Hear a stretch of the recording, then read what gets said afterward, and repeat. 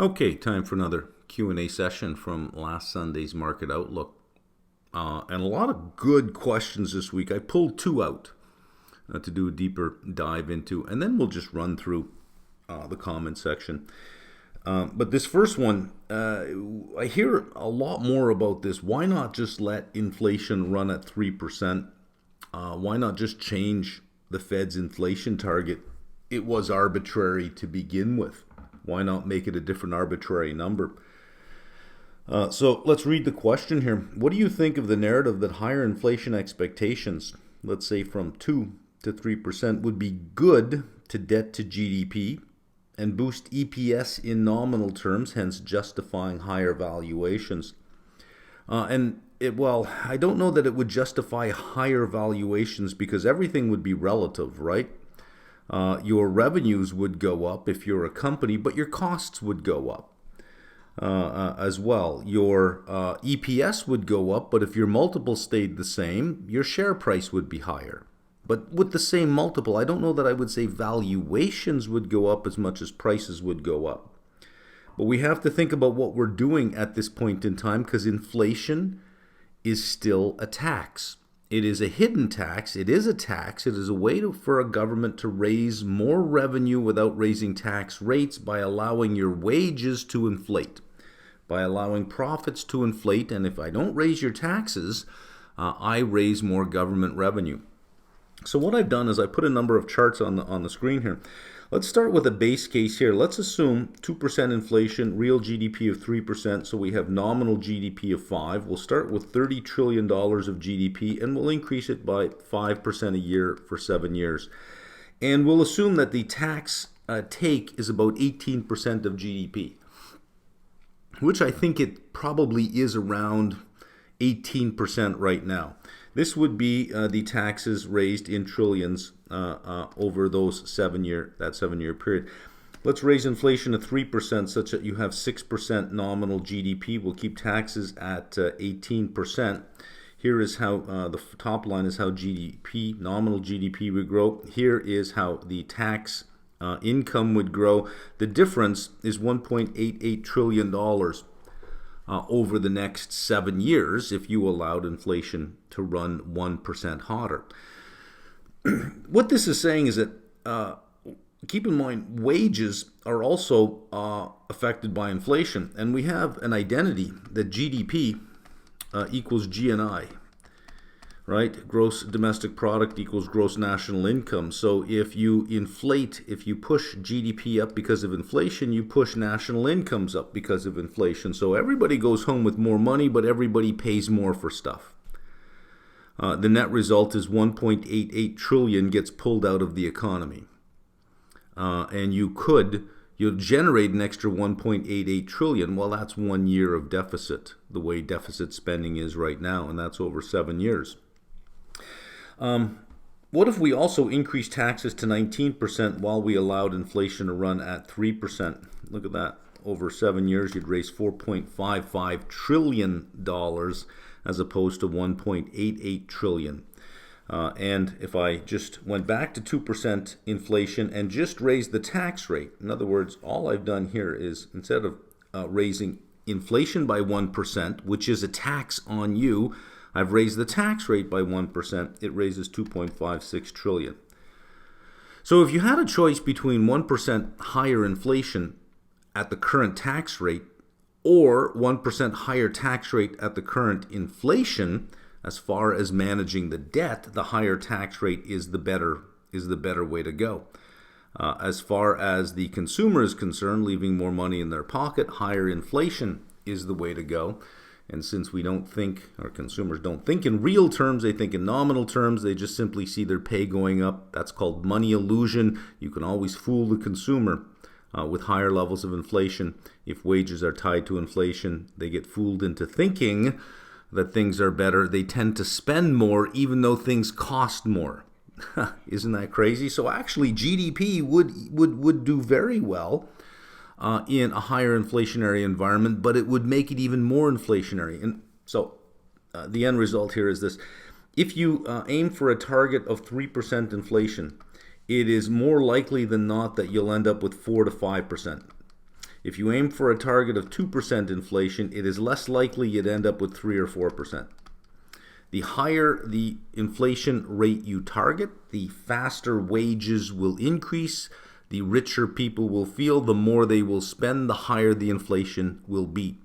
So at higher targets of inflation, you will get higher inflation. At lower targets of inflation, you will get probably well-behaved inflation. So 2% pretty much has to stay there. If we want to fix the deficit, we have to do it with spending cuts. The government has just simply got to stop spending money it doesn't have. And some form of tax reform that keeps the tax haul around 18% of GDP. I don't know that I would push it to 19, but keeps it around 18%. I think that's the best outcome. But I would not advocate a higher level of inflation, because you'll end up with even higher levels of inflation and permanently high interest rates at that time.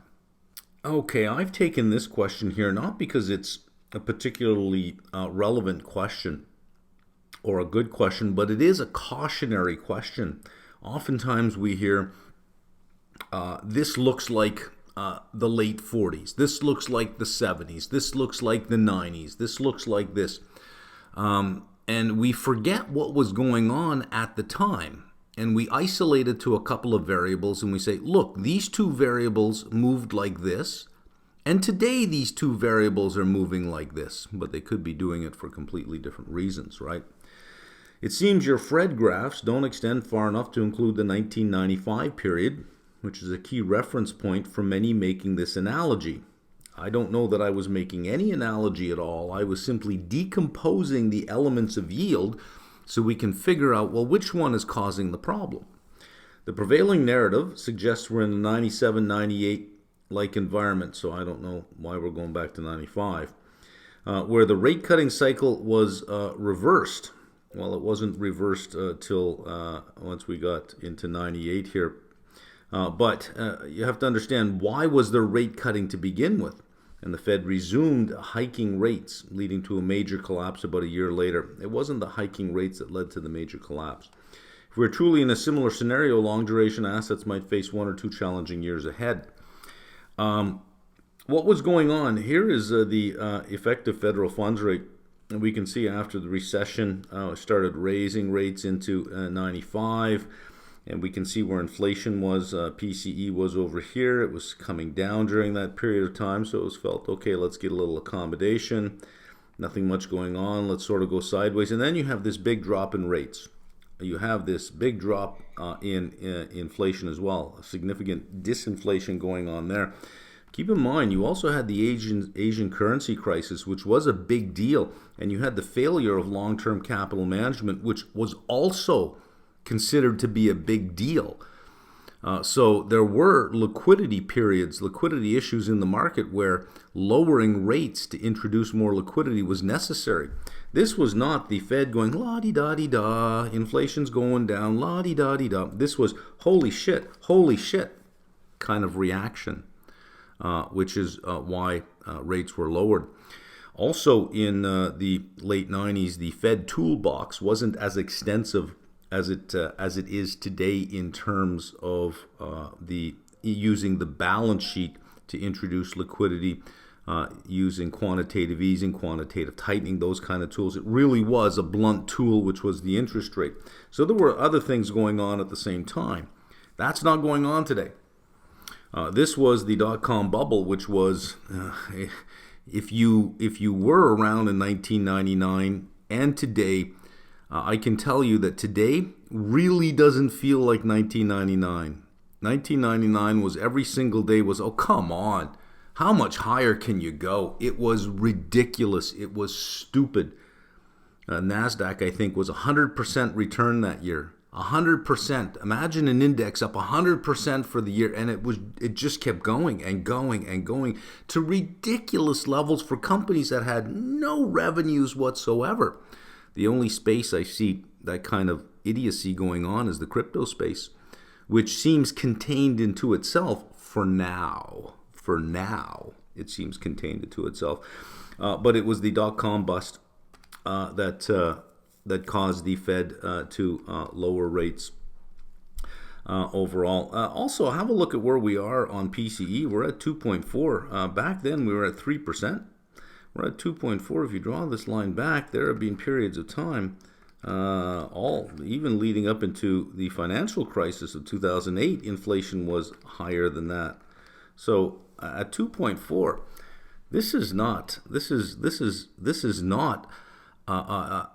danger territory where we should be pulling our hair out and clutching our pearls and freaking out. 2.4, that's fairly benign overall, right?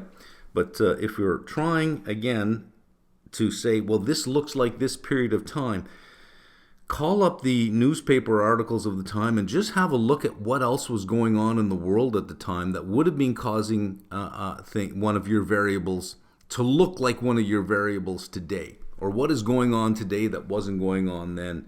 You cannot ignore this in explaining why the Fed cut rates.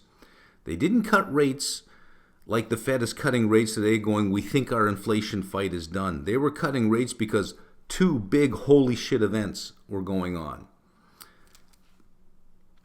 Also, one more thing before I go.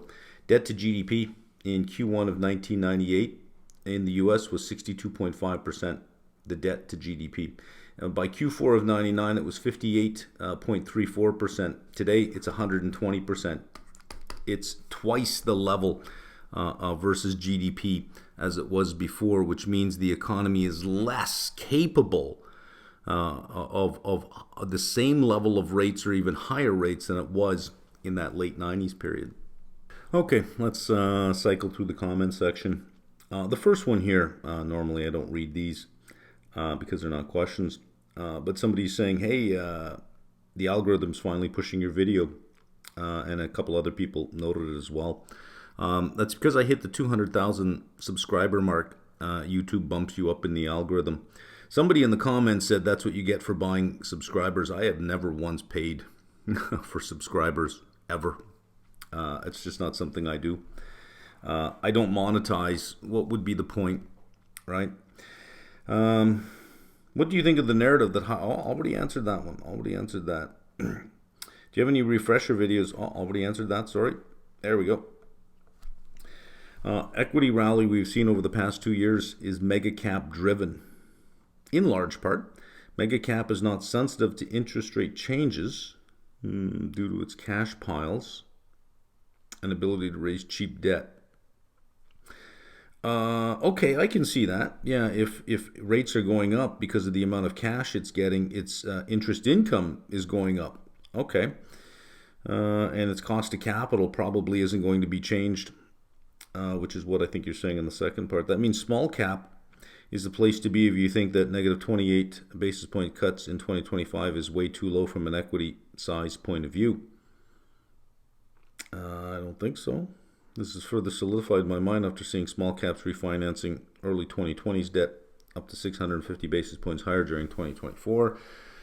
The risk is that higher for longer interest rates will crush them. Small cap fundamentals also look more appealing. Really? Which improve? They look more appealing? The fundamentals look more appealing? Russell 2000, I think 40% of the constituents are unprofitable, which improves risk-return profile. It looks like interest rates are as important for small cap than earnings. I don't think so. The biggest contributor to anything is revenue. Higher interest rate. If your revenues can't overcome higher interest rates, if your margins can't overcome higher interest rates, in an environment like we've had for the last 4 years where government money was just being thrown out into the economy, the level of GDP growth you had was incredible. If you can't make it in that environment, if you're still unprofitable in that environment, what's going to happen when Besant gets a hold of the Treasury and says, let's get this debt to GDP to 3% instead of the deficit to 3% instead of 6%? What's going to happen when Doge starts suggesting a whole bunch of programs that can be cut? If small caps couldn't make it in the best fishing pond, in the neighborhood, what happens when that fishing pond has fewer fish in it? So no, I don't think that that is the case. Trying to be successful by managing your costs is missing the point. You're successful by managing your revenues. The bigger the revenues you have, the better you're going to be, even if you're inefficient. But a highly efficient, unprofitable company is still an unprofitable company. I don't know that I would be thinking that lower interest rates are suddenly going to make small cap stocks fantastic. Small cap stocks need very high growth prospects. They had 4 years of that and haven't done anything, haven't really gone anywhere. Haven't really lit the world on fire. If we're going into 4 years of tougher times in terms of the amount of free money floating around, I don't see it. You identify the one thing I haven't done anyway, front running. I work in a logistics field in Asia prior to moving back, and I can tell you the last 2 months there has been considerable front running, which is what I think is going on. You had throughout December the very real prospect that there would have been an East Coast port strike, and the Trump tariff drum being beaten every single day.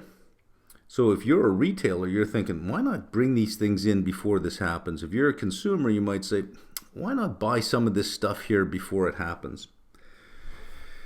Any chance for an applied level group forum to exchange ideas and communicate with like-minded or at best similarly interested engaged individuals? You give me some good ideas and I can get in on something, sure.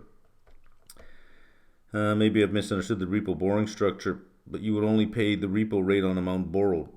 Correct. 425 on 970. Yeah, I did 425 on 1,000. Still showed a good return. So on 970, it'll just be even better. Yeah, 22.6%. Exactly. Is there a section about preferred stocks in the applied series? Couldn't find one myself. I don't think I did one on preferreds. Love to hear your thoughts on them. I do have preferreds. I have in Canada something called ZPR, which is an ETF of rate reset preferreds. They reset every 5 years. Primarily bank preferreds and utility preferreds in there. I think it's about $11. I think the yield's about 4% on that. Kind of just a nice little income earner there. Understanding why you might not favor them. It's not that I don't favor them. They're okay. As far as an income component, if you're going to hold bonds, I would strongly suggest you hold preferred shares, especially bank and utility preferred shares over bonds. Bonds have income, which is taxed at your marginal tax rate. Preferred shares have dividends, which are taxed at a preferential rate. But, of course, preferred shares sit lower on the capital structure than bonds do. But on an after-tax basis, a preferred share is a better place to be. And if you're in there for the income and you don't care too much about fluctuations in the price of the share, there you go. Let's see. How can you determine how much is attributed to term premium, how much to recession premium? Well, you calculate the time value of money, which is just taking your 3-month rate and then just compounding with all the forward rates till you get to a period of time, and you'll get your time value of money. You can figure out, there are models that will tell you what the term premium is. Just add the term premium and compare it to the yield. The difference would be the recession premium. So let's say that your time value of money, and I'm just going to make some numbers up, was 4.1%, and you saw a term premium was 70 basis points, 4.8%. And you saw that the 10-year was at 4.70%. You could say, I must be paying 10 basis points for the recession put, for the premium for the recession protection, which is the premium you would pay, because you'd say, well, time value of money and term premium should give me 4.8. It's yielding 4.7. I must be giving up 10 basis points for protection. A good place to get a model is the New York Fed. They'll give you a model. Even Fred, I'm not sure which model Fred uses, but even if you type in term premium, if you're Google searching, just type in term premium, and in capital letters just put RFED, and you'll get Fred's term premium. That is the Federal Reserve Bank of St. Louis Economic Database, Federal Reserve Economic Database.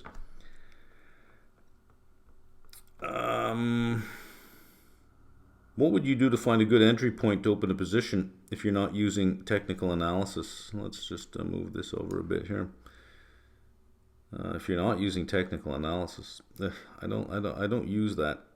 Valuation is just an expectation about the company's future value. Whoa. It's just, valuation is the expectation. Don't say it's just, don't minimize it. Valuation is the expectation about the company's future value, not for timing. I disagree. I would like to hear your opinion on this.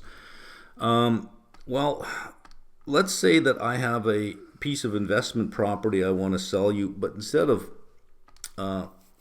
giving you an expectation of what I expect to happen in the future as far as zoning laws and regulations and things, I just pull up a 10-year price history of it. I draw some lines on that chart and I say, look. And now's a good time to buy. Look at the lines I drew. Without telling you anything about the future, the expectation. You say, well, yeah, you're right. It's come down to the bottom of the channel. I better buy it. You buy it and you find out that, whoa, it's been designated a green zone. That's why you had the price pullback. And there is no type of construction that can happen on this land. I got you. You looked at the chart too much. You ignored the future. Everything is the future. Everything is the future. I don't really like charts. So let's say you're looking at a stock. I'll use Nvidia as a good example, sitting at about 140 at the time I did this, down from, I think it was 155, and it had pulled back to 140, and there was some concern about its growth. And I thought, well, based on the valuation, it would, at 120, probably would be a good entry point based on valuation. So I sold some puts at 120 without drawing lines on charts. All I thought about is, well, if I don't like a multiple, if something's trading at 30 times, let's say it earns $3 a share and it's trading at 30 times earnings for $90, and I think, well, 30 times doesn't make a lot of sense. 25, if it were trading for 25, I would think that was a good buy. So it should be trading at 75. Now I could think, well, that would be my entry point, 90 to 75, or I can go to $75 and sell some puts. If it gets to 75, well, I would have bought it anyways. If it doesn't get to 75, I get to make some money. Now I don't have to draw lines on charts to get that done. Lines on charts are, you may as well just drink a tea and read the tea leaves, right? Lines on charts are yesterday. You have to think about what the future holds, right? Would you consider a scenario of potential hikes? Not at this point in time. No Fed official has talked about higher rates. They've talked about current rates. They've talked about no cuts, being on hold. Some have talked about continued cuts, but not one has suggested higher rates. And with Trump coming in, I don't see higher rates, so I don't know that I would even consider that. Why do you use 3-month T-bill instead of SOFR? I use the SOFR futures curve. You can, so SOFR is a secured overnight funding rate, right? The key word here is secured. It was meant to replace LIBOR. LIBOR was an unsecured rate between banks, and it was set by consensus. A bunch of people just said, this is what I would charge and this is what I would ask to lend money between banks, and that's how you got to LIBOR. This is market determined and it's secured. So you're moving from unsecured to secured. It's secured by treasuries.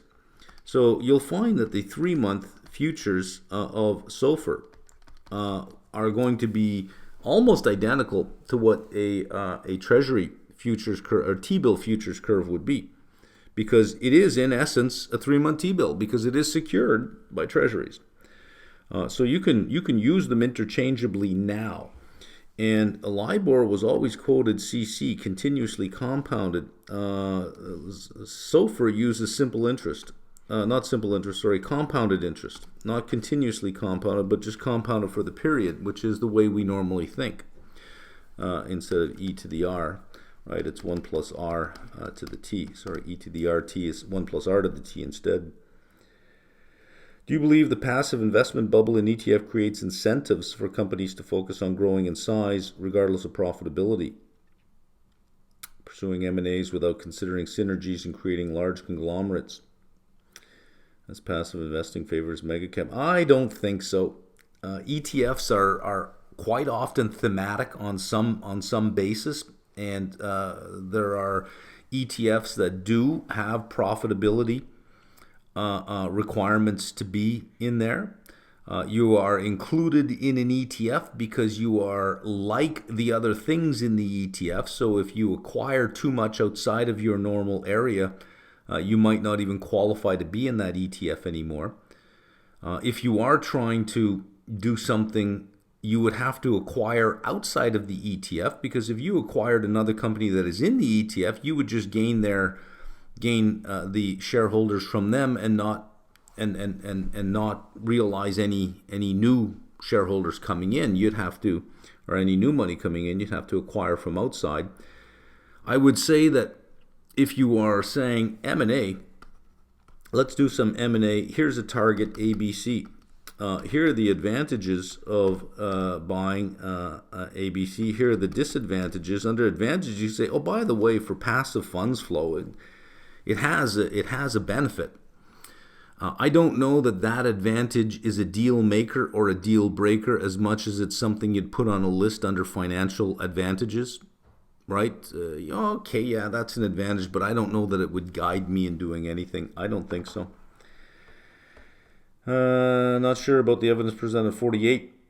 Specifically, when you make a term premium EFFR stationary and see large positive variances of low interest rates, the magnitude is coming from dividing by the near zero EFFR at the time, which will dwarf any later readings. Yeah, that's the point. That's exactly what I wanted to show. What I was demonstrating by doing that is that the term premium is level dependent. The higher the federal effective funds rate, the lower the term premium we should expect to see, and the lower it is, the higher the term premium we should expect to see. So we should expect to see a chart where, if this is the effective federal funds rate, we should expect to see a term premium do this, go in the opposite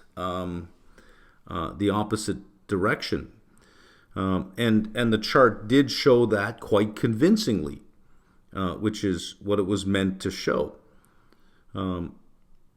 If the term premium were proportional to the effective federal funds rate, then we would expect to see this. As the effective federal funds rate did this, the term premium would do the opposite thing, and we'd get, something a little bit more stable. Sorry, it wouldn't do the opposite thing. It would do, if the effective federal funds rate did this, the term premium, even though it would be lower, would still follow the same pattern, such that the ratio of the two would be fairly constant. We didn't see that. We saw that the term premium is level dependent, which is the point I was trying to make, was that it is level dependent. If you just look at the term premium itself, let's say, just to give you an example of why working with time series is a little difficult. Let's say that you, especially with economic series, you want to see that it's stationary. Let's say that you have something like this. I show you a series that does this.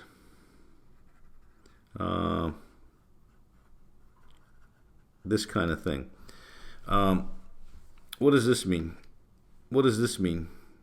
Right? What does this mean? You look at that, you go, well, it doesn't really seem to want to return to any particular level.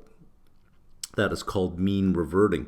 So what we want to do is we want to transform this variable somehow such that in a time series, if you're looking for yt equals b naught plus b1 yt minus 1, in other words, the what explanatory power does the previous period's observation have, because A lot of events in economics really build off the last period's activity.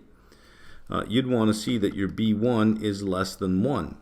If it is equal to 1, you get something like this, which is a random walk, which, by the way, is almost all currencies. That's why currencies are brutally difficult to forecast, because they're a random walk. If it's greater than 1, you have something that just does this, or just does this. No economic variable goes in one direction and never changes. This is not a company with revenues where revenues keep going up. So no economic variable does that, means you have a mistake. Most economic variables do this,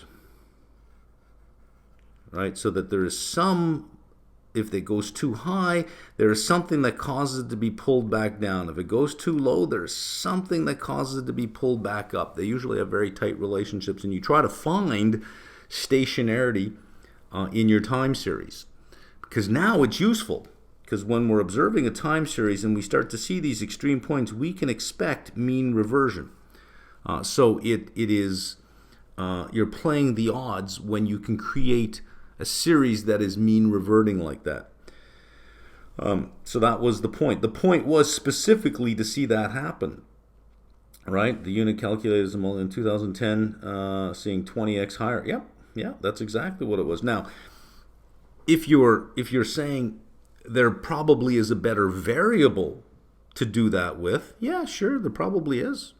But I leave that for the researchers and the grad students. I was just throwing something out there.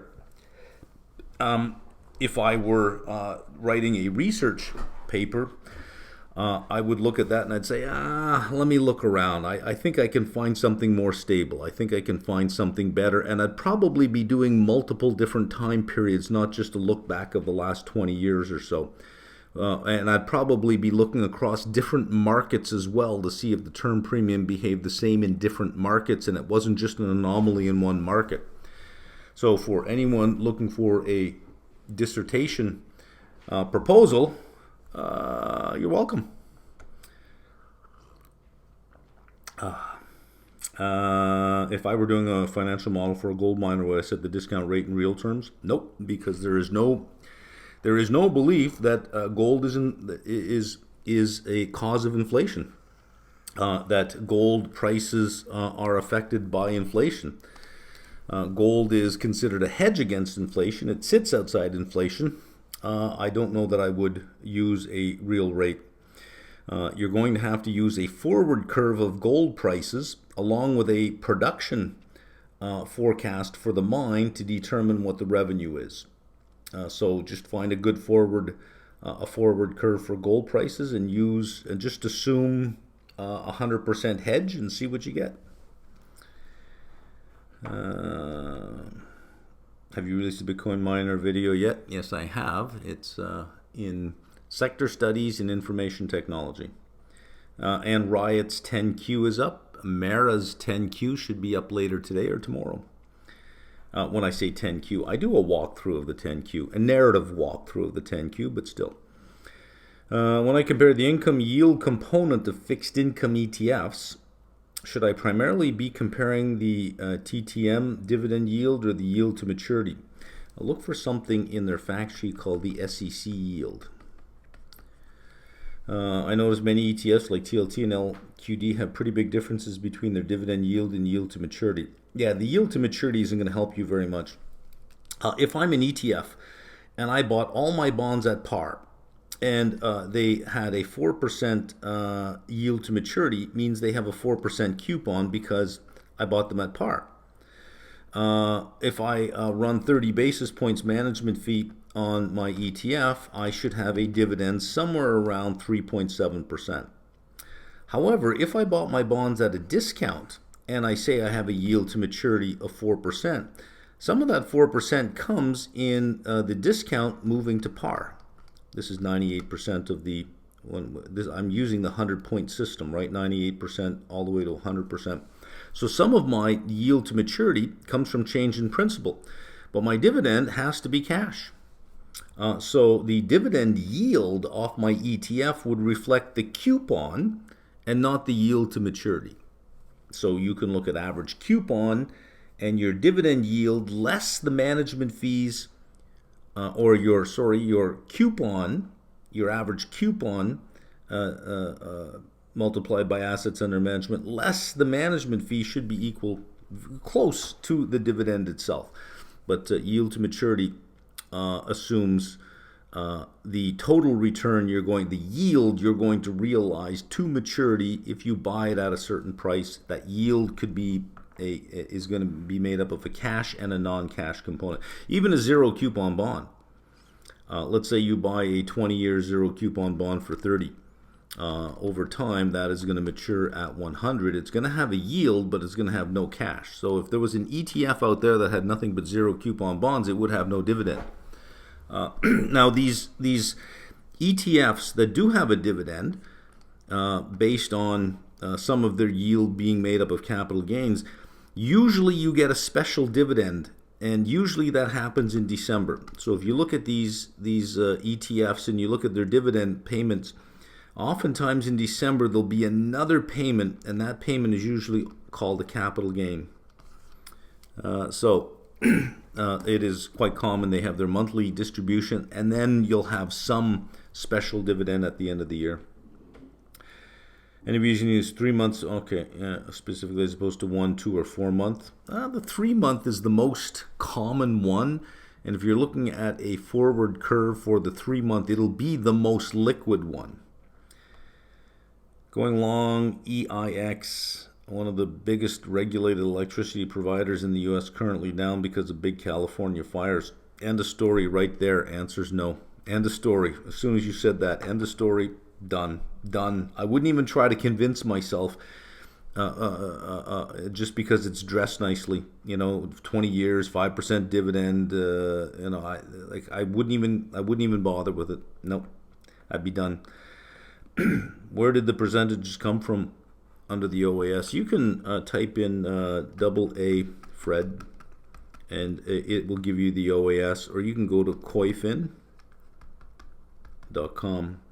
and under corporate credit, you'll just click on corporate credit. You'll have all of the spreads. Is there a premium version of these types of reports in the applied level or something of the sort? I'm not sure what you mean by a premium version of this. But no, I put it all out here. There's more good stuff in the applied level that we'll never see YouTube, but I don't know that I do an enhanced version in the applied level. Now, by mid this year, I will be. Not that I'll be doing an enhanced version. It's just the market outlook will be cut down, with the other half being on the site. A revised price target for TLT for year end? Not really. I don't know. I'm of the thinking it'll be higher, but I don't have a target in terms of price. Just I think it'll be higher. How do you assess the current U.S. sovereign bond ratings in light of ongoing fiscal challenges and policy uncertainties? Yeah, I think they have to think about it. It's almost surprising. At least it should be a wake-up call for governments when institutional money says, oh, it's far riskier lending money to the U.S. government than to lend money to Apple, right? I mean, it kind of makes you think a bit. What are your thoughts on selling call spreads? Call spreads or calls on ITB? No. Given Lennar is the second largest holding, no. Not after a pullback would I sell calls. On rallies, I'd sell calls, but not on a pullback. Wouldn't do that. Next question, is the term premium a part of the time value of money component of a bond or the spread? The spelling makes it difficult for me to figure out what you're asking. Do you mean, is it a part from or a part? I guess I'll just answer it this way. No, the term premium is different than the time value of money. The time value of money is what you want to be compensated for the money that you lend, as a function of just time. And we're going to do it based on just a 3 month rolling. The term premium would be, well, if I'm lending you this money, and all money has time value, over a longer period of time, there is some risk that I'm going to get a negative outcome because of change in yields. So it is on top of, it is in addition to what we want to be paid for just, lending money. There is no spread. When I hear the word spread in bond terminology, I think credit spread. There is no credit spread on treasuries. Could you elaborate on why you need to divide the term premium of the 10-year bond by the effective federal funds rate? Already did that. How did you get the cycle high numbers that you use? Well, I track them week over week over week, and whenever I see a new high yield, I put it at the top of the chart so that I have an ongoing record of where the cycle high was, because I just track it week after week. What are the implications of the fires in LA from a complexity theory lens? Are there broader downstream impacts on the availability and pricing of insurance in the U.S., and would that impact housing prices overall? I don't think you need complexity theory for that, because I don't think there are any trade-offs other than just forecasts here. Insurance is gonna go up if it is even available anymore. There is no flood insurance in coastal areas in Florida, from what I'm aware of, that you're just not covered. If you can choose to live there, but you're not going to be covered. So if there's a flood, well, that's on you, because there's a flood somewhere every year. This looks like an annual event. Fires in California, every year there's a fire somewhere in California. So if I were insuring houses, I would be saying, I'll insure you against some things, but let's see, no fires, but other things, sure, but no fires, no wildfires, no forest fires. I probably just wouldn't insure you for that. I could see a situation where housing in certain parts of the U.S. would be uninsurable, and that is true. Some houses in the U.S. are uninsurable for certain perils, depending on where they are. If we want to think about why the fires are so bad, the fire doesn't care about ideology, right? The fires will start because fires will start. But once started, the ability to deal with them and put them out is a function of the effectiveness of government.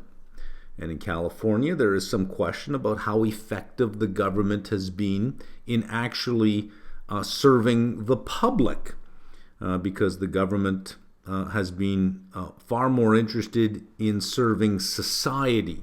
That's a different thing, right? There is economic and public engineering to maximize the benefit for your constituents, and then there's social engineering designed to maximize outcomes for those that were most marginalized. California has been accused of leaning too far that way and prioritizing identity over merit. So there is some accusations being hurled at California administrators that this is what you get when you ignore, when you pay attention to identity and you ignore merit. Now you have a dysfunctional system where more damage than normal has been caused. So this is where complexity theory would come in, is that if we have these kinds of policies, what's the trade-off? Because that is what you look for. And if you prioritize identity over merit, your trade-off is that you would have a less meritorious system, a more reflective system that isn't as effective as if you had prioritized merit over identity. However, let's just take a step back. It's Hollywood and the Hollywoodish crowd that really had their houses burned down here. Who are the biggest cheerleaders of the woke thing? Every time they won an award, they'd lecture you on something and virtue signal to the end of the earth how wonderful and inclusive and diverse they were and accepting, and that you were someone like, well, the bill has come due. So complexity theory would say, well, there you go. The trade-offs are you have to accept that there'd probably be an outcome like this. And since you guys were the cheerleaders and your houses burned down, here's the bill. The bill has come due, live with it. I actually don't feel bad about the people who are losing their their houses in the fire because they advocated for the very society and social engineering that may have caused this outcome. So, good on you. How would you explain the significant increase in interest rates across so many countries? It can't simply be due to the growth of post-pandemic debt. That's a big one. Could you please elaborate? Well, the U.S. Treasury market is the deepest and most liquid in the world. If there's stress in a smaller market, the U.S. might not feel it. If there's stress in the U.S. market, everyone else is going to feel it because everyone else is smaller and less liquid. So everyone is going to feel it. It's not as if you're running away from U.S. debt to somebody else's debt. You're probably moving out of duration everywhere. So as the U.S. goes, so does the rest of the world. Do you foresee the crypto run to be over with rising rates and possible inflation, or is another rally under possible Trump possible? No, I don't think it's over. To be clear, I don't really believe there's anything there. I'm not a buyer of the story, of the crypto story. But you can't ignore the size of the crowd. You can't ignore the math of supply being taken off the market by private corporations and possibly governments, and more people being attracted to it for no other reason than price. The Bitcoin blockchain solved a computer science problem, a significant computer science problem. And sometimes in academia, if you can solve an academic problem, that is enough. It doesn't have to have any value in the real world. Much like a mathematical problem, you can solve a mathematical problem and say, there we go. What does it mean for the real world? Well, nothing. It was just an egghead problem. An egghead problem was solved. The computer science problem was solved. And I think what happened was, at the same time, everyone thought, aha, well, an economic problem was solved, until they looked around and said, well, what economic problem? And for the last 15 years, you've had this elegant solution traveling the world looking for a problem to solve. So it is a solution in search of a problem that almost nobody has. So that's why I don't quite buy into it, because I accept that it is an elegant solution to a long-standing computer science problem. Is how do you do something without the benefits of a trusted third party? Well, this solved the problem. But economically, I don't see big enough problems that need to be solved that justify the euphoria that you see there. However, I don't think it's over. I don't think it's over. I'm not buying into the $1 million, $13 million type of price targets that idiots are coming up with. But I believe this will go higher before it's over. When it's over, I don't know, but it will be over. It will end, but it will go higher before it's over. I shouldn't say it will as if I'm convinced of it.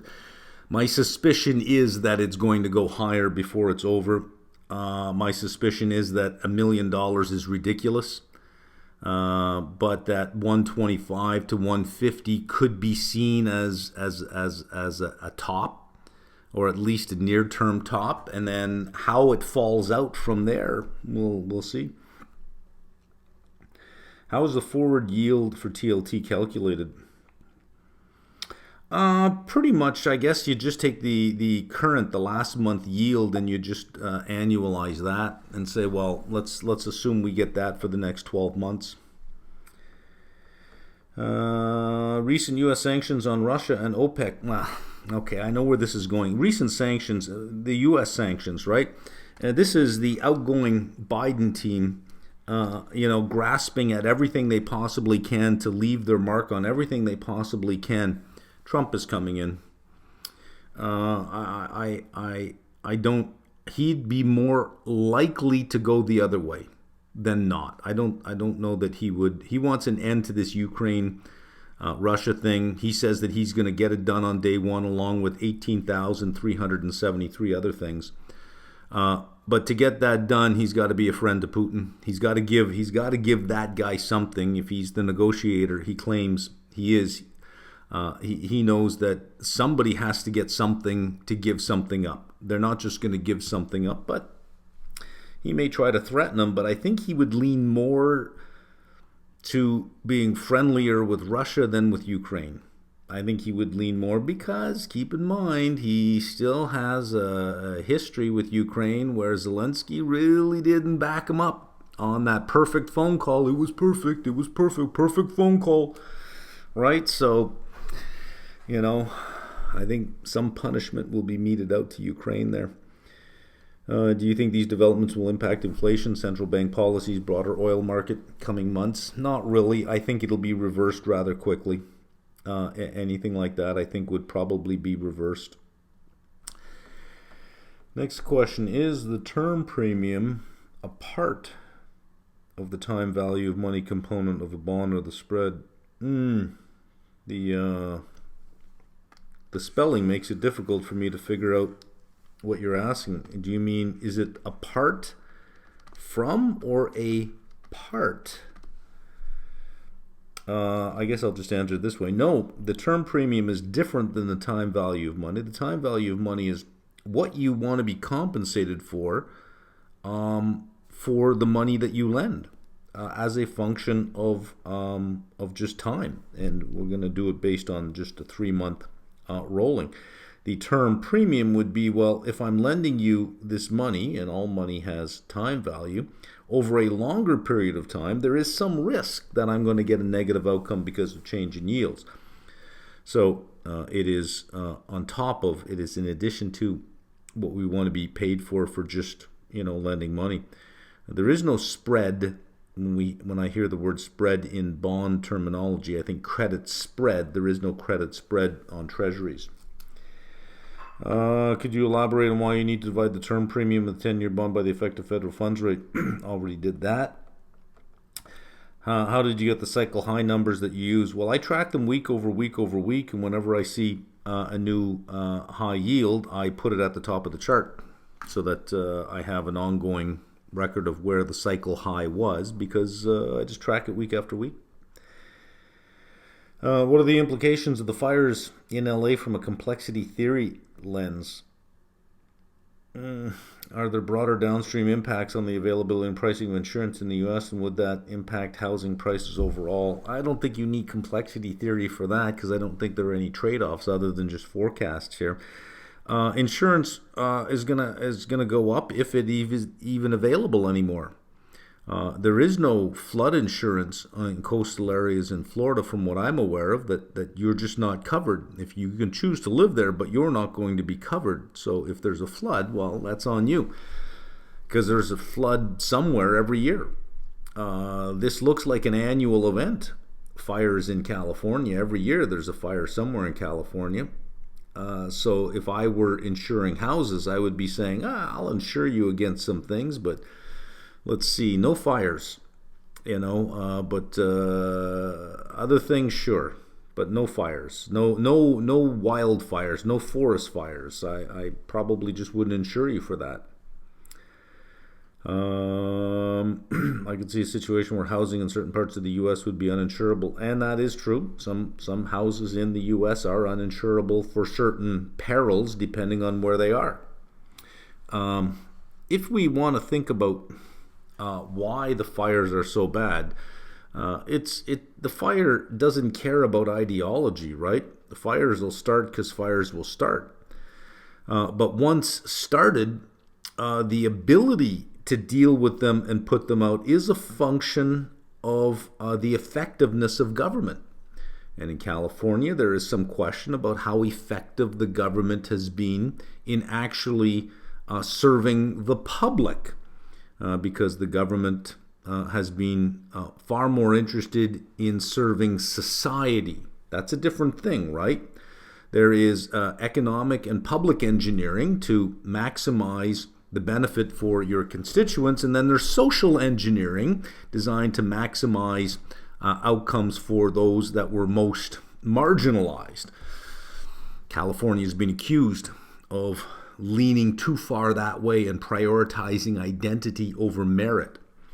So there is some accusations being hurled at California administrators that this is what you get when you ignore, when you pay attention to identity and you ignore merit. Now you have a dysfunctional system where more damage than normal has been caused.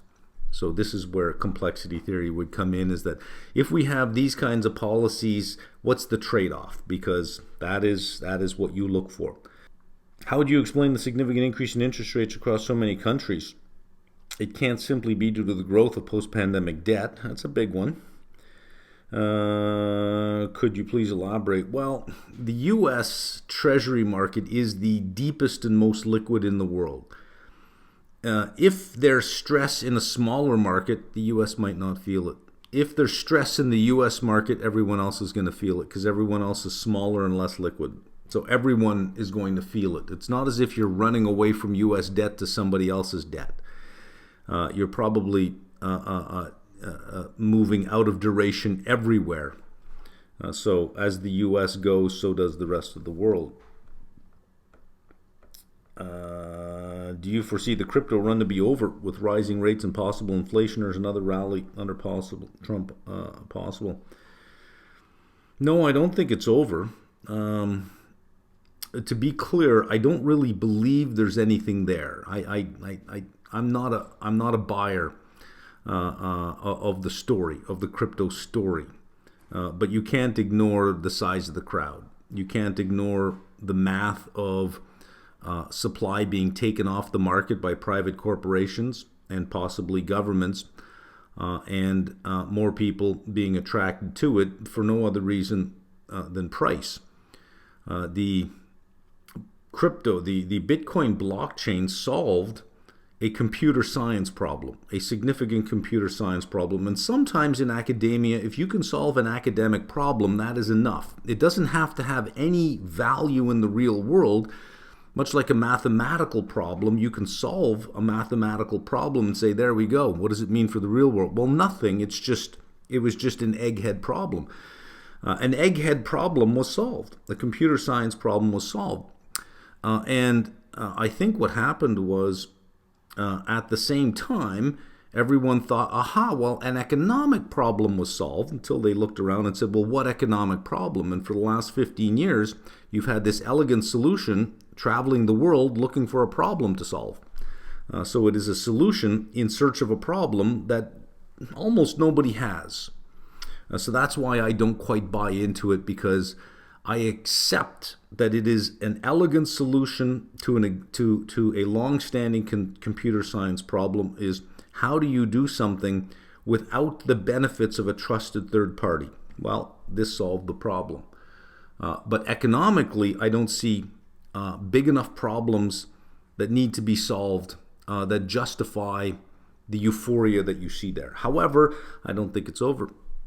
I don't think it's over.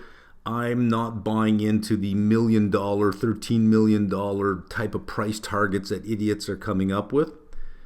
But I believe this will go higher before it's over. When it's over, I don't know, but it will be over. It will end, but it will go higher before it's over. I shouldn't say it will as if I'm convinced of it. My suspicion is that it's going to go higher before it's over. My suspicion is that $1 million is ridiculous, but that 125 to 150 could be seen as a top, or at least a near-term top, and then how it falls out from there, we'll see. How is the forward yield for TLT calculated? Pretty much, I guess you just take the last month yield, and you just annualize that and say, well, let's assume we get that for the next 12 months. Recent U.S. sanctions on Russia and OPEC. Well, okay, I know where this is going. Recent sanctions, the U.S. sanctions, right? This is the outgoing Biden team, grasping at everything they possibly can to leave their mark on everything they possibly can. Trump is coming in. I don't. He'd be more likely to go the other way. than not. I don't know that he would. He wants an end to this Ukraine Russia thing. He says that he's going to get it done on day one, along with 18,373 other things.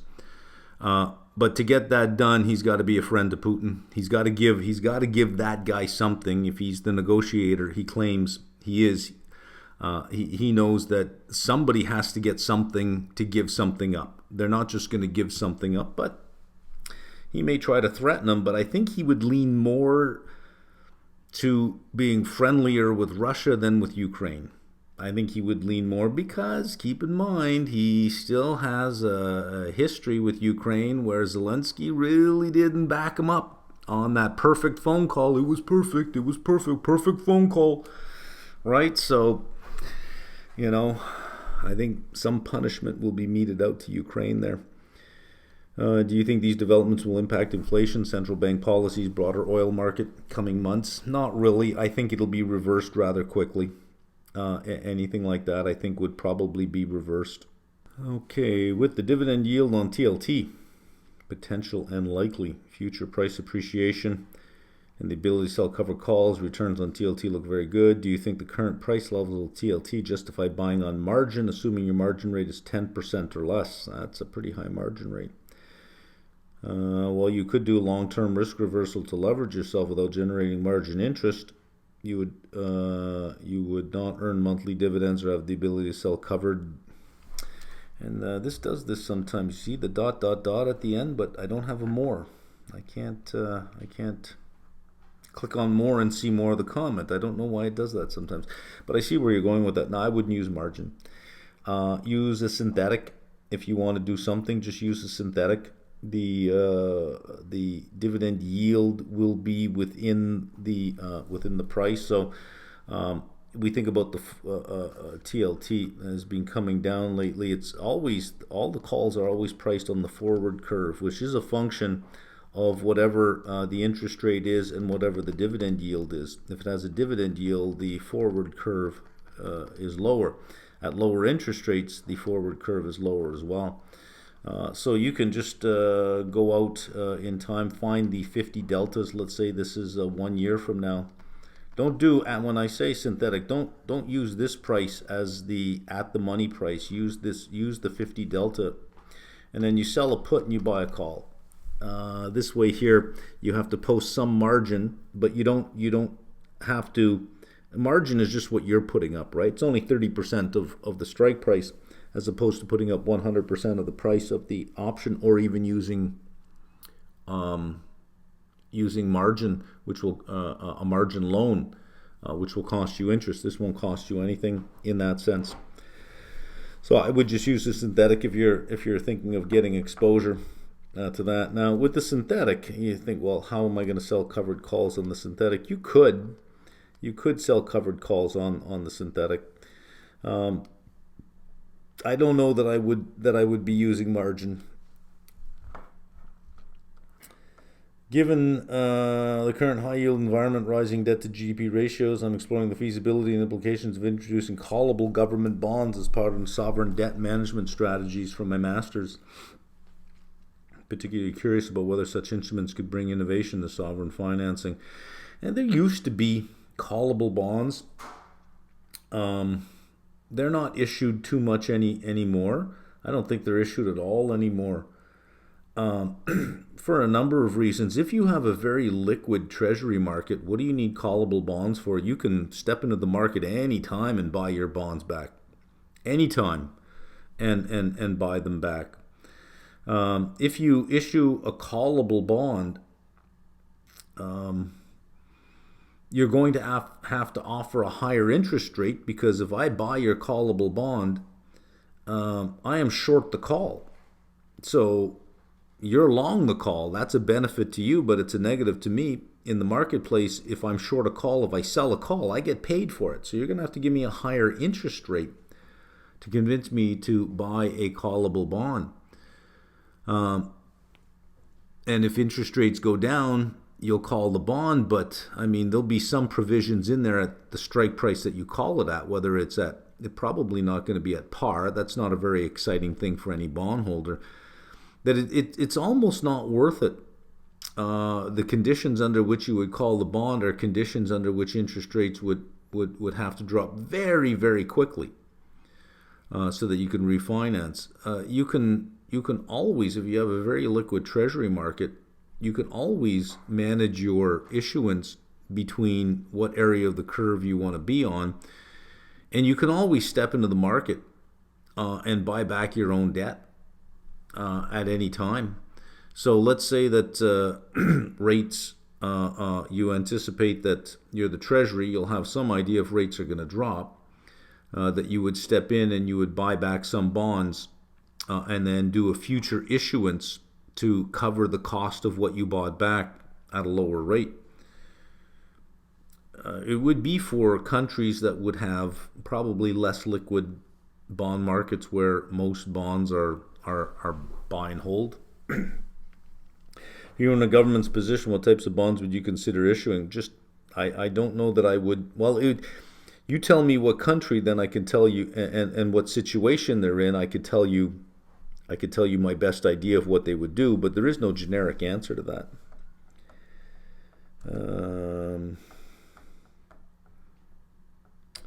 Seems like the perception of the bond market could have been that we are in late cycle top with recession imminent. The recession premium seems non-existent, so I don't know that we'd say recession imminent.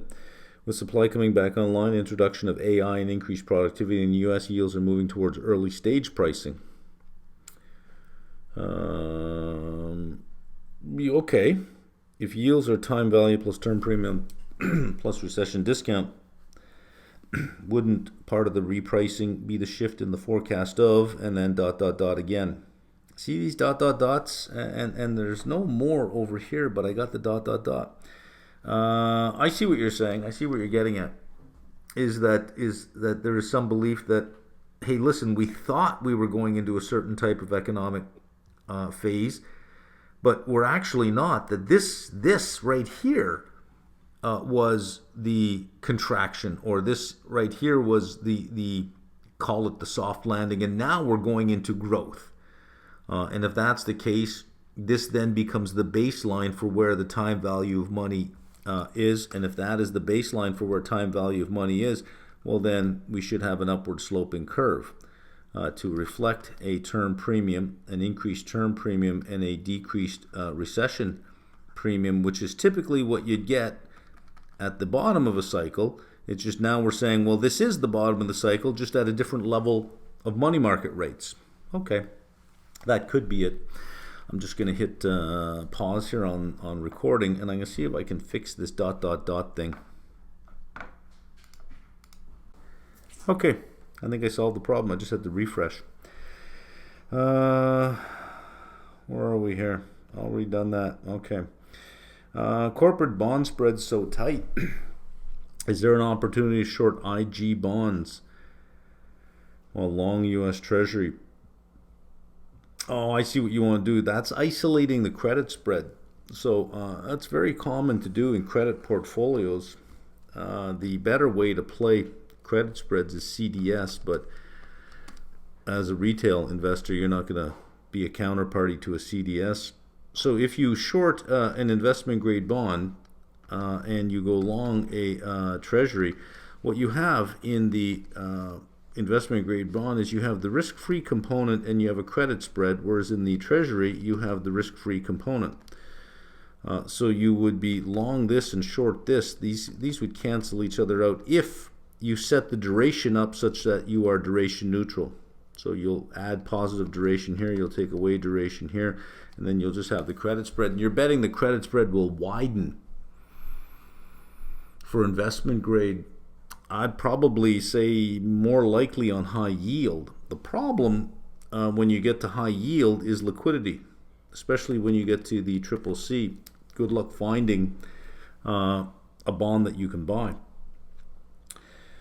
Let's see, around 19 minutes in, you mentioned that consumer debt is priced mostly at capital market rates. That is true, not money market rates. Could you explain this further? So auto loans are usually priced off the 5-year. Mortgages are priced off the 10-year.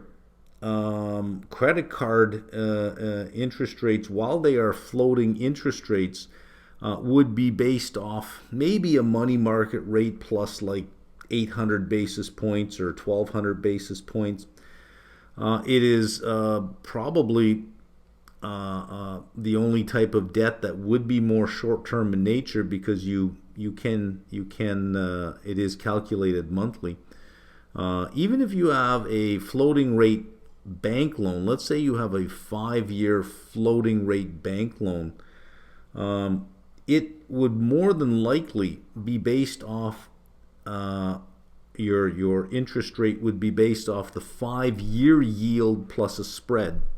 So let's say the 5-year yield was look like this over time, right? And these are quarterly payments. It would be this plus your spread. Here it would be this plus your spread. Here it would be this plus your spread. So even though it's floating, it doesn't necessarily, whenever you have a floating rate loan, doesn't necessarily have to be floating at the 3-month rate. It could be the 2-year yield or the 5-year yield or whatever the term of your loan is, plus whatever spread is off of whatever that rate happens to be on a reset date. But the majority of debt, the big debt that consumers typically have, auto loans, car loans, are based off capital market yields. Is that it? Already answered that one. Pushing term premium higher, is the market saying they believe the 4% interest rate is not restrictive, but rather just a neutral rate? I think that's what it is, yeah.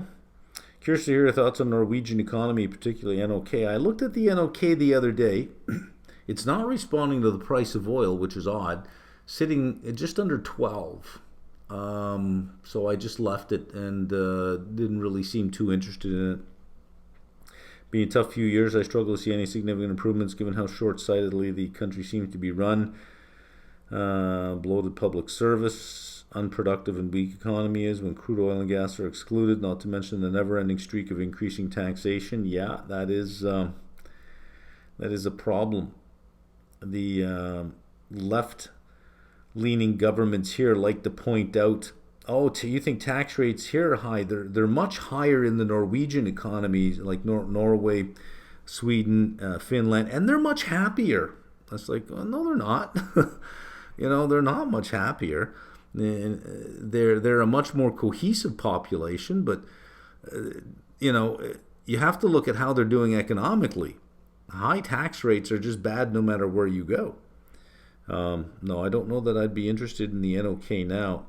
Any petro currency I'd be interested in would be the Canadian, probably in about 6 months. I'd probably be interested in CAD. Some insight on what's going on in the UK. Owner-occupiers' housing costs, our largest driver of core inflation metric outside of this inflation, is broadly decelerating, and the recent budget is already having a negative impact on business sentiment. Yet the fiscal stimulus coming down the line will play a part, but near term it seems hard to see yields staying above 5%, especially their 30-year, right? Do you think BOE will stick to its current trajectory?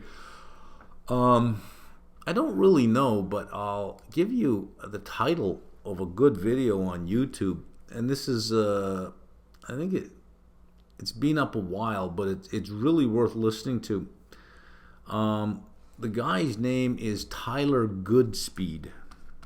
Like, if you're a racer, speed is good, right? Goodspeed, Tyler. And the title of the video is called "The Real Reason UK Growth Collapsed After 2008." And he specifically points to the difficulty of housing, specifically the difficulty of building housing, which keeps housing costs elevated. So you might want to watch that one. It's a video that was posted by the Institute of Economic Affairs. I don't know when it was posted. It showed up in my feed, and I thought, I'll watch that. And it turned out to be pretty good.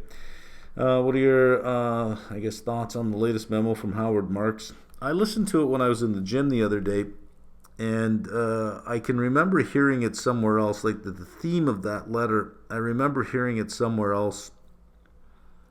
I forget where I heard it, though. and it was some of the elements I had heard before, so it really wasn't that interesting. I think it was about the signs of a bubble, and it was okay. How do you think about how much duration to take? Uh, I don't really think it through that much. TLT is probably the most liquid ETF out there with the most liquid options, so that's why I centered on that. If the 10-year yield is almost 5%, money market rates are high because the Fed hasn't cut rates enough. Then if the Fed continue to cut rates at a fast pace, will the 10-year yield increase even more? I doubt it. It would have to come down. Or does the Fed cutting rates in the present moment not affect the 10-year? No, I think it would. If they continued to cut, I think it would bring the 10-year down. The steepness of the curve might continue to steepen, but I think all the yields would come down. Is there any reason to consider corporate bonds at all right now? Even the riskiest are lower yield than treasuries. No, they're not. When I show the OAS for corporate bonds, that is the credit spread that is on top of whatever the treasury yield happens to be. So if the 10-year is at 4.8 and I show a bond that has 287 basis points of credit spread, that is on top of the 4.8 if this happened to be a 10-year. All I'm showing with the OAS is just the credit spread component. In other words, how much extra yield are you getting for taking on credit risky debt as opposed to a default free debt, which is government debt. So no, they won't have lower yields than treasuries. Even the new issued bonds warrants over the last year haven't been even close. I don't know what that means. How did they get anyone to buy? Don't know what that means. I've only been investing myself for about 4 years. Prior to that was just 401k pension and some physical gold. Yeah, I think you're confusing the spread with the yield. The yield is the risk-free component and the credit spread. Two-part question. Number one, do you think there is value in reading equity research reports as an addition to financial modeling series to understand further industry practice and financial models? You just answered your own question. Yes, to further understand industry practice and financial models. Do you think research reports by Goldman, JP Morgan, and other top banks have good quality research? Yes. Well, they have forecasts. I don't know if I'd call them good quality forecasts because all forecasts are just guesses into the future. So, part of sector studies top-down section.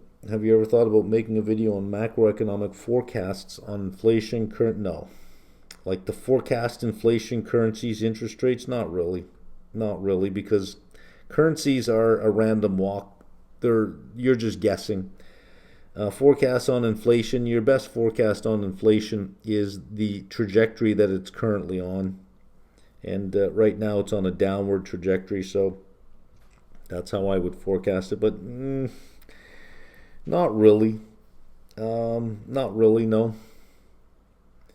And so most of these forecasts indeed likely to be followed by random walks, but I thought it'd be interesting to see and learn items from analyst perspective. Not really. Most of these series have mean reverting levels, and most of them are strategically managed. So inflation is strategically managed by your central bank.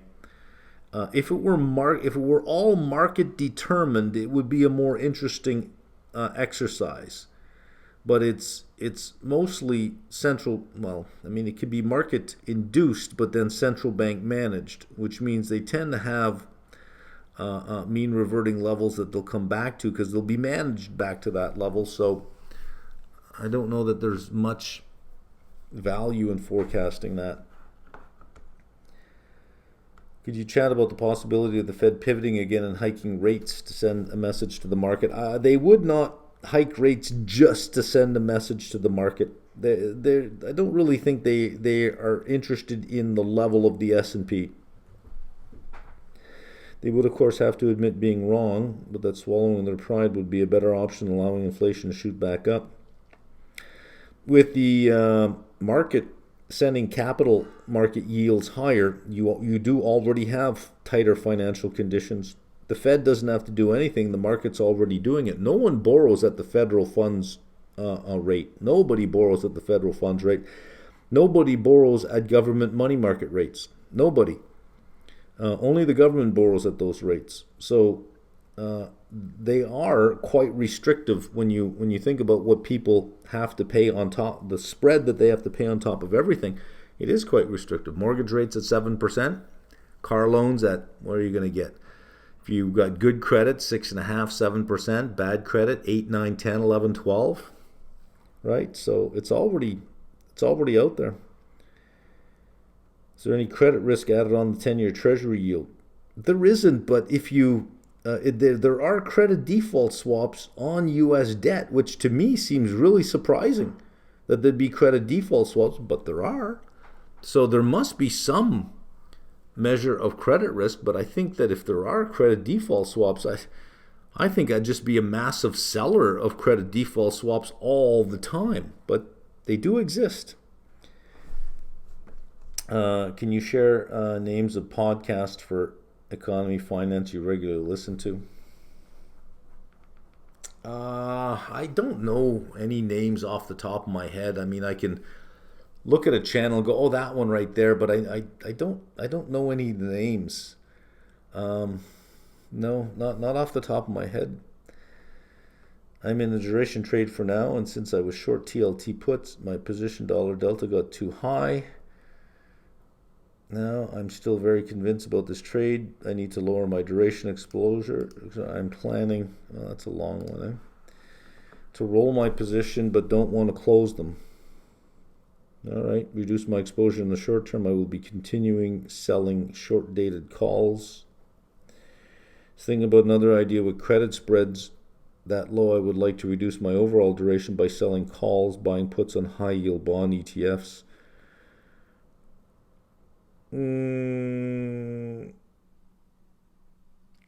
Yeah, I can see the selling of the calls on them. I don't know that I'd spend money to buy puts. This would lower my duration, give me an opportunity to profit of credit expansion. Okay. Oh, you're just stating some things. There's no question here.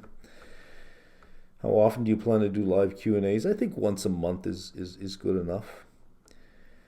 Related to the carry trade, can you explain how financing in the repo market works? My understanding is that theoretically you could borrow at the 1 month reverse repo. Well, if you're borrowing, it's a repo. If you're giving the security to take money in, that's a repo. It's a reverse repo on the other side. 4.25, true. So you borrow 1,000 and pay back 1,042.50 in 1 month. Oh, no. 4.25. All interest rates are quoted annually. So 4.25% is an annual rate. So if it's for 1 month, it'll be, well, we'll just do it naively. 42.50 divided by 12. What is that? $3.60. You're putting a whole year's of interest into 1 month. No, it wouldn't be 1,042. It'd be like 1,360, something like that.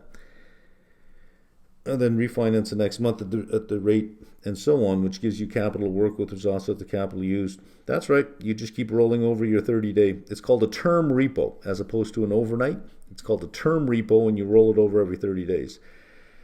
How can a hedge fund or investor practically borrow at the 1 month reserve repo rate? They can. They lots of relationships with places with or funds that have cash. That may not be able to find a money market security, or they're getting near the end of the day and they're going, well, we have no place to put our cash. And they have lots of existing relationship lines open with these funds saying, can we get something done? I think there's a cutoff time to get this done. It's by 1 o'clock to get this done, but they can get this done. Now, keep in mind, like funds can also engage in reverse repo, right? So let's say that there is somebody or some institution that has money. A hedge fund can say, that needs money. Some hedge fund over here says, I need money. I'm willing to give you a security. This hedge fund over here says, okay, I'll do that, can take this security and then repo it to somebody else who can repo it to somebody else who can repo it to somebody else who can repo. Like there's no limit to how many times that thing can be repoed. And then it just all unwinds the next day. How can a hedge fund investor borrow? Yeah, they can. Done with security through a broker. Usually, yeah. Usually, it's called the repo desk at whatever bank whatever bank they have a relationship with. Why not a 2-month or 3-month? They could. The most common is the 1-month term repo, but you could set a repo term to be any term you want, as long as the counterparty agrees. Are you still in Costa Rica? Did you move back to Canada? Didn't move back. I'm in Canada now, heading back to Costa Rica February 23rd. CFA, we learned that a higher real trend growth results in a higher real interest rate. Considering this, why are you in TLT if you believe AI will raise trend growth and lower inflation? You just said it. Lower inflation. You just said it. Somewhat of an offset between higher real GDP growth and lower inflation. So where do nominal yields go? So economics is full of relationships. It's full of tendencies, not deterministic relationships. There's no such thing as if A, then B. It's if A, maybe B, maybe C, maybe D, maybe none of them, maybe Z. But maybe B, but maybe not. But maybe not. That's economics. That's economics. So there are tendencies. What it usually means is that given two countries, let's say you have country A and country B, because there's this confusion that, oh, well, you'll have a higher real yield, meaning you'll have a higher yield. No, you'll just have a higher real yield. Take two countries, A and B, take their 10-year yields, 5%, 5%.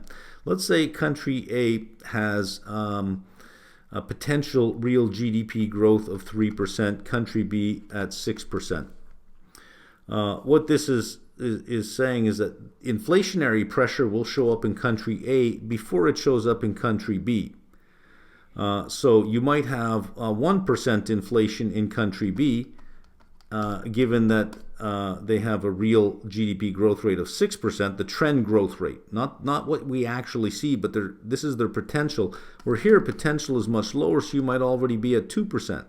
So the real yield in country A will be 3%, real yield in country B will be 4%. Higher real yields associated with higher real trend growth. That does not necessarily mean you're going to have higher nominal yields, because the inflation component will be lower. So it's just that because the inflation component will be lower, of whatever nominal yield you have, a larger portion of it will be a real yield. It does not necessarily follow, although we do see relationships, it does not necessarily always follow that if we have high real potential GDP, we'll have high real rates justifying high nominal rates. It just means a larger portion of your rate is going to be a real yield. And there's no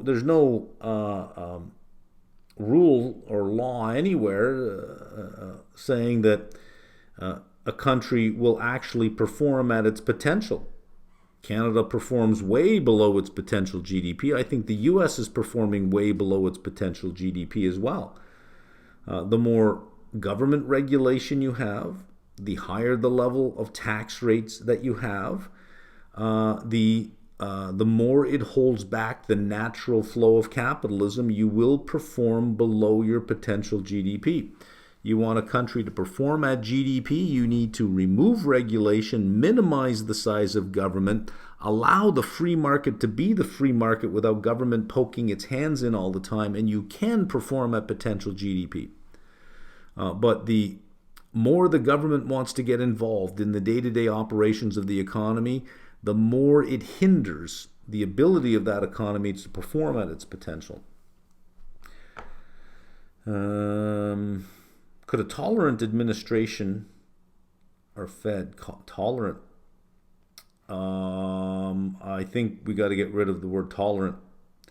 It's either it's a Trump administration or it's a tolerant administration. but you're never going to get a tolerant Trump administration. Those two words don't live in the same sentence.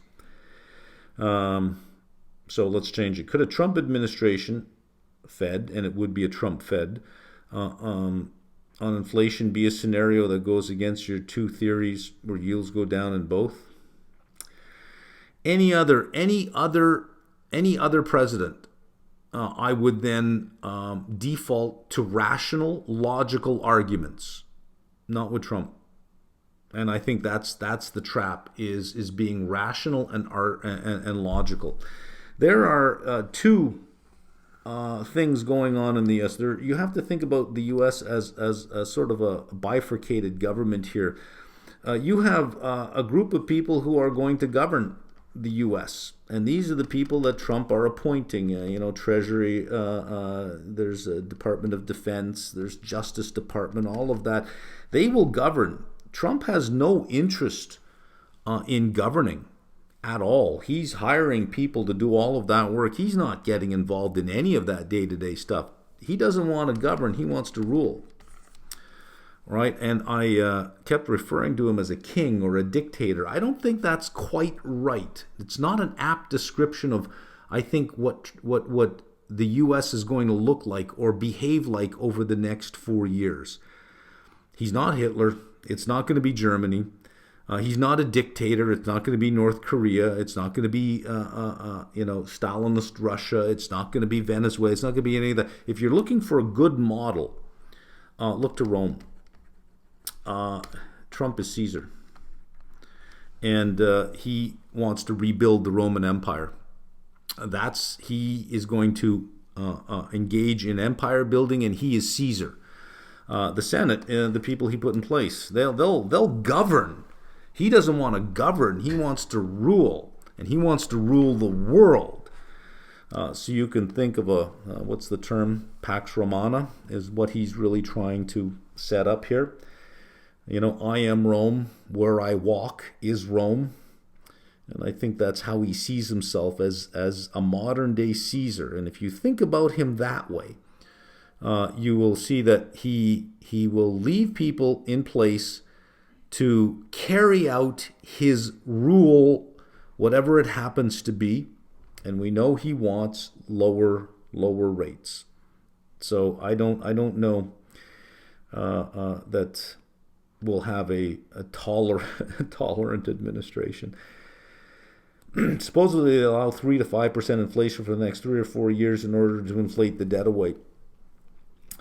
That wouldn't even cause a recession, as companies are also getting more nominal dollars and kind of inflating their own debt away.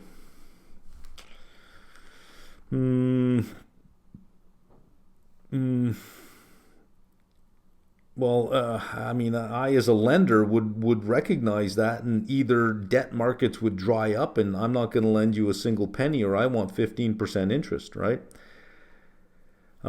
Which would crush an economy so dependent upon debt markets. So could that be a plausible scenario? Not really. Any scenario that makes debt more expensive or makes it a heavier burden will cause something somewhere to break. And could this be a reason why long-term yields remain stubbornly high? I don't think they're stubbornly high. Everything was fine till September. It's only been this last little period of time. It's only been the last quarter. This is not a trend. This is a phase. This is just a phase that it's going through, and then it'll return to normal. In 2023, we went through the same hand-wringing. Oh my God, the deficit, the debt, it was debt to GDP, it was the deficit, it was unsustainable, it was this, and yields went all the way up, even higher than where they are today. And as yields were going up, the equity markets were going down. Remember the October bottom in the equity markets? That was the October top in yields. Going back to mid-October. October 19th was the peak in most of the yields, and then they started coming down and markets started to recover. So it wasn't as if everything went along fine and nothing broke. Earlier that year, you had a run on a few banks.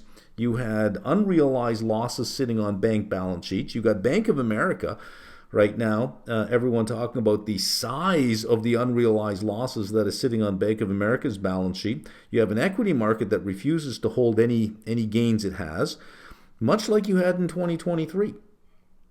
Trump will not like this. Equity market going down, he will not like that. He will not like that. He will browbeat the Fed to do everything they can to support the equity market. So I think we have a Trump put. Never mind the Fed put. We got a Trump put on equity markets. It's going to be hard to get equity markets to go this way with yields going this way. Once you get past a certain level, yields have to come down. Again, what would Caesar do? Don't think about this logically or rationally. What would Caesar do? Because that's who you have. You have Caesar. And I guess that would make Elon Musk Brutus. Yeah. If the market is worried about tariffs, inflation, why aren't tips moving that much? I think they are. Let's have a look at week over week on real yields. 7, 8, 9 basis points across the curve. In fact, if you look at the 30-year tips, it is a cycle high. The real yield of 2.6 last Friday was, since the Fed started hiking rates on this cycle, the 30-year is at a cycle high on the 30-year tips. The 20-year is 1 basis point below a cycle high. The 10-year tips, the cycle high was 2.49%, sitting at 2.34%. 15 basis points below a cycle high. Real yields are increasing. I'm selling in the money, covered calls on all my TLT and TLTW tomorrow. That probably has been a good call. Creation of a discount cash flow model worth the time and effort given all the assumptions need to be made. It is not worth the effort if in the end you come to the conclusion that, I have a stock price. I have the intrinsic value of this stock. Then I would say pure fantasy. It is worth the time to uncover all of the assumptions that you used so that you are aware of what the risks to your valuation are. You say, well, I assume this growth level, I assume this, I assume that. So the next time we get a quarterly report, you'd say, well, these numbers better beat my assumptions or come in better than my assumptions. Otherwise, the intrinsic value is lower than what I think it is. So it helps you determine the drivers of performance because you got to make assumptions about those drivers of performance. So it helps you with that. And as we get information out every day, you can ask yourself, are my assumptions too low now or too high based on this new information? So it does help you visualize what drives performance of the company better. However, if you're going out 5 years saying, look at the cash flow, pure fantasy. Any analyst will tell you 5 years out, pure fantasy. Pure fantasy. That's all it is. Let's see. Consumer front-running tariffs, I doubt it. Well, it does happen. Seems your Fred graphs don't extend far enough to include the 95 period. Okay. I was going to say, already did that. I did that as a breakout question. Nothing broke during the 2023 rate hike cycle. Are you kidding? You had a couple of banks fail. You had the stock market hit bottom as yields hit the top. I already explained that. Yes. Had yields not turned around in the fall of 2023, had yields continued up, you would have broke things. You would have. What turned it around was yields turning around to allow the market to rally. I don't know about your comment on hot CPI. Everything that is yield involved, like TLT, commodity stocks, are down way too much and oversold. Too bad, a bit hard to... Are oversold, too bad, a bit hard to crash them more. When you have yield stocks down 30% in a month. 30%? They're not down 30% in a month. Sitting at massively well, so this is your perception that they're massively oversold. I don't know that I call them massively oversold. If this was the case, they would have ran up in December and start of year and not tank it. No, not really. I think you're looking for a neater reactions to things. Momentum can get a hold. A story can start and the narrative forms, and then momentum gets a hold of that, and then we end up going to a place. No matter what the evidence is, no matter how ridiculous it is, it's just we have this thought in our head that it's 5% on the 10-year, 5% on the 10-year, 5%. You say it enough times, you know what's going to happen? You're going to get 5% on the 10-year because everyone's going to act as if it's now true. So you'll get 5% on the 10-year, and everyone say, see, don't ignore the crowd. But it's the crowd that caused it to happen. So there is a certain amount of momentum in this right now. Let me just slide over here. Let's have a look at, we had fairly good PPI today. If I look at where TLT is today, it's even lower. So even though PPI came in nicely, TLT is not responding to it. The yields are not responding to it because the narrative is still there that 5% on the 10-year, 5% on the 10-year, just like a parrot. 5% on the 10-year, 5% on the 10-year. That sounded pretty good, eh? So we're going to 5% on the 10-year for fun. Not for any fundamental reason at this point. We're just doing it for fun. It's just momentum at this point. CPI comes in hot tomorrow morning. You'll hit 5% on the 10-year. And then I think you'll have some kind of rally from that 5%. And then a deconstructive analysis after is, how did they get this far? Like like why would anybody not want the 10-year? And that'll be the story of it's because momentum got it there. Regarding your hypotheses, we live in a deflationary world due to the effects of technology on productivity. Aren't you overlooking the impact of globalization? As global manufacturing shifted to cheaper countries, the cost of goods was driven down, contributing to the low inflation we saw until 2022. Hold on now. This is a common theme that, listen, if manufacturing went to low-cost areas, wouldn't deglobalization cause it to go the other way and move from low-cost areas to high-cost areas? There is this assumption that moving back will be a high-cost area. It will not be a high-cost area. It will be a different mix between capital and labor. So in the U.S., there's a high amount of capital and labor is expensive. In China, there is a low amount of capital and labor is cheap. So I wouldn't say that manufacturing went from high-cost areas to low-cost areas. I would say that manufacturing went from high capital, low labor areas to high labor, low capital areas, so that the mix in manufacturing in China is skewed heavily towards labor and not so much towards capital, whereas the mix in the US is skewed heavily towards capital and less towards labor. Had the low cost area not been available, in other words, had the low labor cost area not been available, you would have had a pace of automation faster in North America than you otherwise would have. Why should I invest in millions of dollars in automation when all those Chinese over there are really cheap? Let's send the work over there.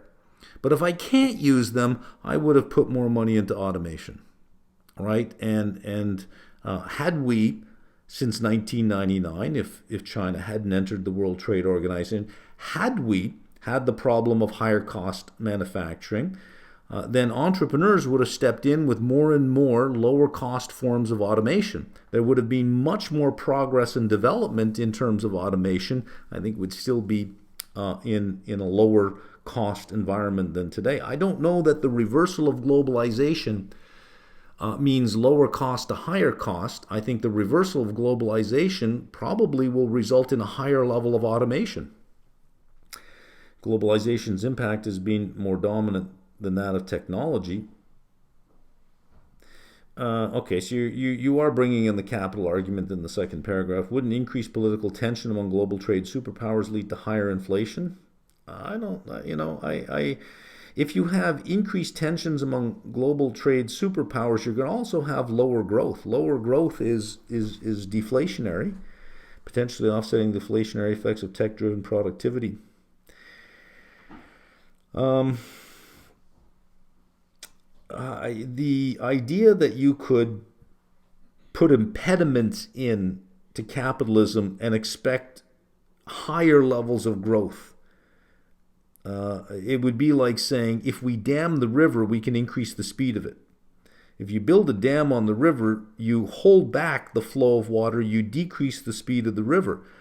Saying, well, what if we increase political tensions, put some trade barriers in here, some capital controls as well, and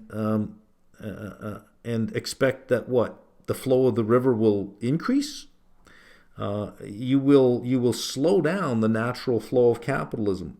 So anything that heads in that direction will slow down growth, not increase growth. I'm not on board with this idea that the U.S. can erect a wall of tariffs around itself and accelerate their growth. I'm simply not on board on that.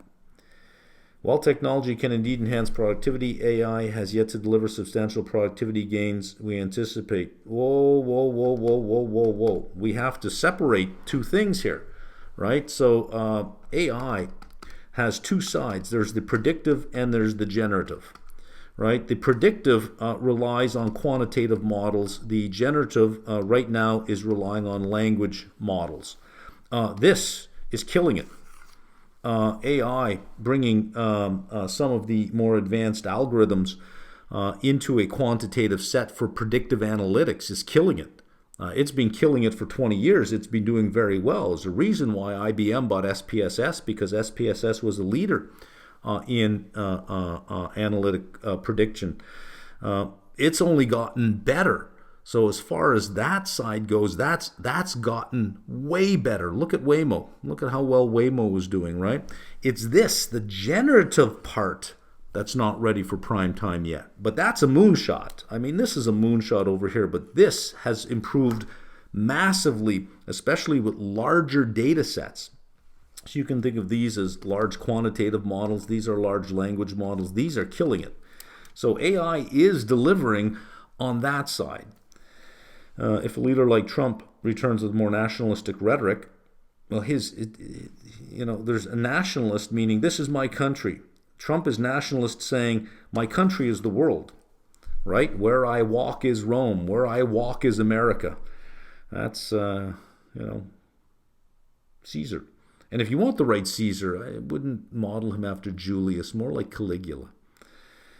A trend we're observing globally, and trade is disputed due to increased animosity and tariffs. Wouldn't we likely experience more persistent inflation? If you assume that there is no slowdown in capitalism, but there will be. It would be like saying, listen, the river is already raging through our town. Let's build a dam. And somebody says, you build a dam, it'll only be worse. It'll rage even more. Well, no, it won't. As soon as you impede the natural flow of the river, it'll slow down. As soon as you impede the natural flow of capitalism, it will slow down. So no, I'm not on board on that. Why does the high rate of the past don't translate in today's economy? Because we don't have today's economy. Why do you think seeing tenure at 6 or 7 is unlikely? You have to think about what the world looked like in, let's say, even 1980, mid-1980s, USSR. So that was off limits. China, almost non-existent. In the 70s, Japan really was not a thing. Like by mid-70s, Japan still really wasn't a thing. In fact, coming out of the 60s into the 70s, Japan was known for cheap quality. Much like in the 80s and 90s, China was known for cheap quality, right? Latin America, not really. So you had Western Europe with a whole bunch of currencies, and you had the U.S. and North America. There really wasn't any place to go.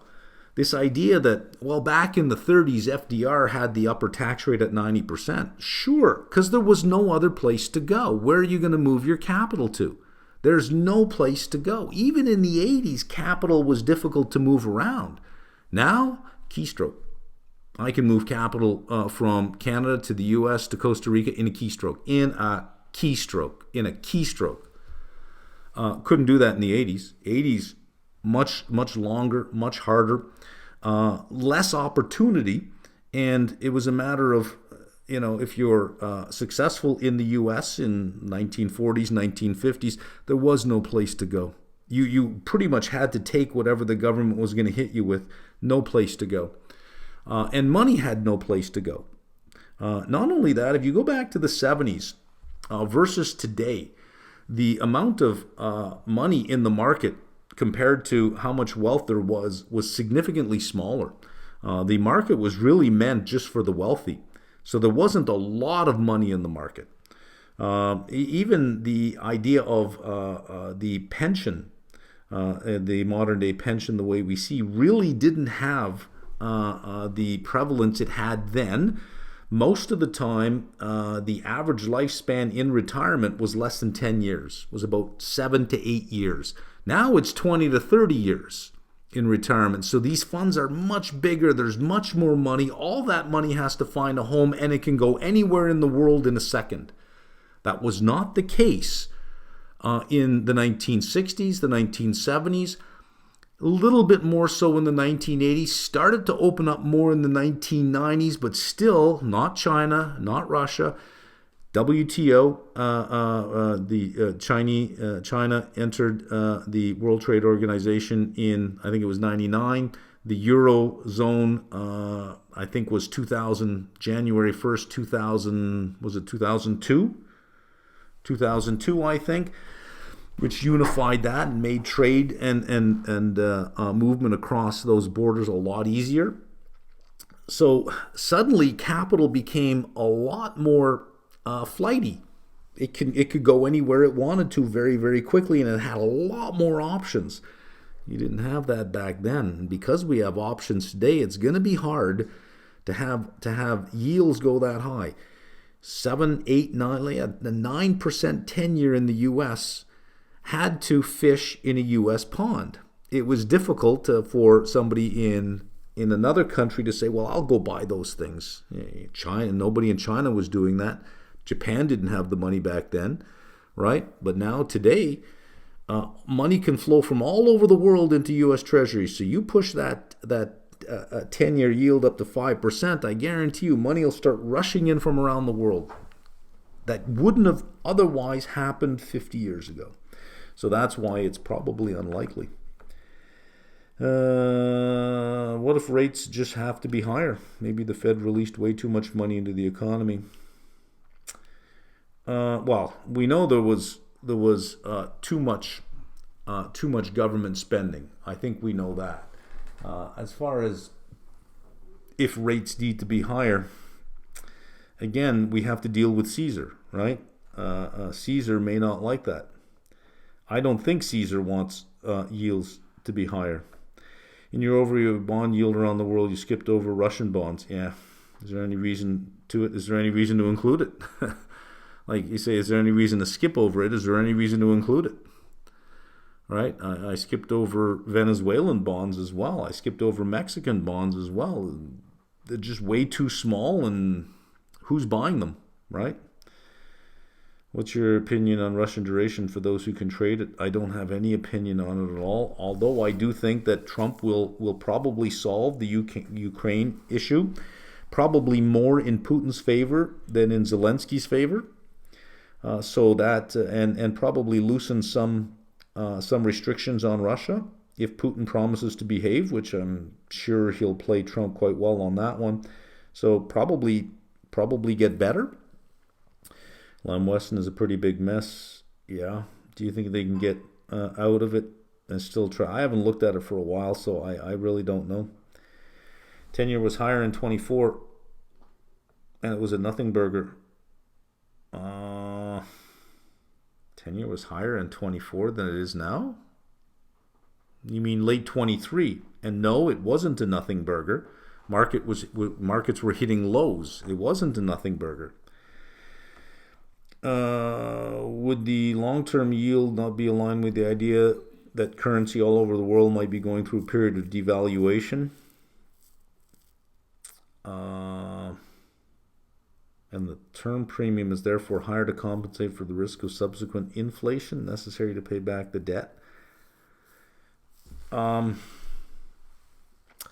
This is casting a big net, and I think what you're trying to do is make currency the star of the show. I don't know that currency drives yields as much as yields drive currency. Yeah, I think the flow would be the other way. No, I'm not on board on this on that particular argument. When you looked at UK, you failed to mention Brexit did this. I didn't fail to mention anything. I didn't mention anything on anything. I just said, look, it's everywhere. But no, I don't know that I would point to just one thing. But um, I think it's part of the backdrop that you have to look at now. Guessing trends are due to China withdrawing from debt markets. Trump is in this guy's head like the rest of them. Canadians are such goobs. You're an idiot.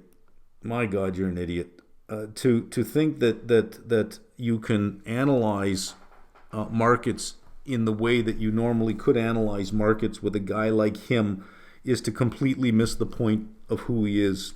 I think you're the goob, to be honest with you. If you can't see that you have to change the way you think about markets, if you can't see that he's one big freaking variable in almost every model at this point, there's something wrong with you, dude. Come on, man. The Fed only controls short-term rates. No. Long-term rates are set by the market, and the market isn't happy with the Treasury. Yeah, you could say that, yeah. College student inquired to support about any discounts you may offer. They said no such thing exists. Could you confirm that's probably true? Let's see. What considerations should we keep in mind when selecting an underlying to hedge beta for a portfolio? Using options, do you have a preference between the index or liquid ETF? I use IWM. Today, what do we got? We've got SPY, as of right now, slightly red. IWM up by 0.58%. I sold some calls on IWM today. I think IWM doesn't have the ability to perform under these yields. And there we are. We're at the end of it.